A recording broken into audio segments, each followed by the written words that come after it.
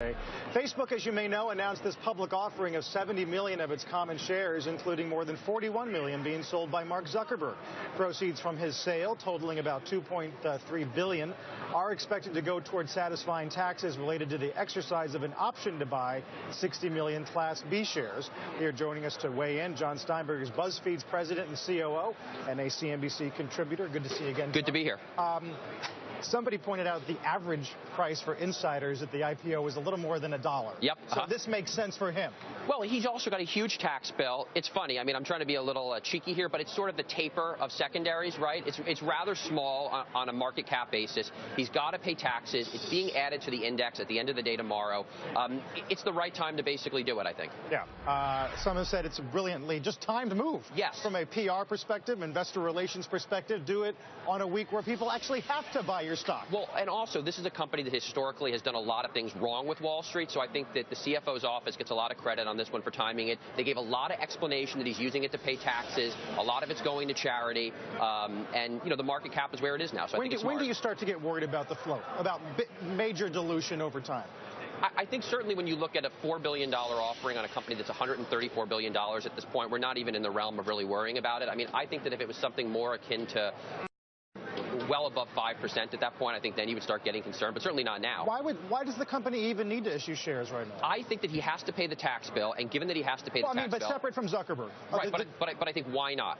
And I think that this has been a company that's trying to take air out of the stock. When they did the earnings call and they made the teen engagement comment, Ebersman could have said at that point, but the engagement is being made up for on Instagram. I don't know whether or not that's true. I'm speculating that it probably would have been pretty close, but I think when it ran after earnings, they said, let's take a little air out of this. This is not a company that wants a jacked up stock price. They don't really care that much about the stock price. They just want to keep things calm, I think. Analysts have been saying it's good for optics that it's not just Zuckerberg selling. It's also the company taking advantage of this opportunity. Yeah. The two-pronged approach to this does seem to be fairly positive. Right, Kyla. I mean, I think that makes sense as well. He had to do the tax bill. He had to sell all these stocks. They said, well, let's put it together in a bunch of different things. Let's have him give some to charity. Let's raise some capital as well. It's a rounded out, rather small type thing. So let's get it done the week we go into the index. Let's talk about video ads. Yeah. You've been on before. We've talked about CPMs, which is, for those who don't understand ad sales jingo, it's the amount you pay for thousands of customers. Yep. In video, it's much different than it is for any other kind of ad. Yes. When does that start to show up on their bottom line, or at least their ad sales line? Well, we can make it even more basic right now, which is the U.S. television advertising spend is $60 to $70 billion, right? YouTube's video revenue this year will be $5 to $6 billion. There's a giant, giant delta there. Brands love buying video advertisements. They especially love buying TV advertisements because it's super easy. Sight, sound, hit a big audience at once, and Facebook wants that. They want to get out of the game of just selling these social ads, which is a rather small thing, and they want to go for the brass ring of the giant TV budgets. If you were going to construct something like this, would you tailor it so it started to roll immediately as you scrolled, and then if you wanted to hear it, you'd click on it, or would you construct it differently? I think it's less of an issue, and there has to be some reciprocity here, right? People are getting this amazing service for free. You television at night, the commercial runs, people have to pay for the content in some way. And ultimately, it's starting to play without sound. It's not that bad. You can ignore it. Especially if you have a slow connection, it might not even start playing by the time you get past it, you know? TechCrunch got a hold of a private sales deck that was about 32 pages long. They took straight aim at YouTube, at television networks.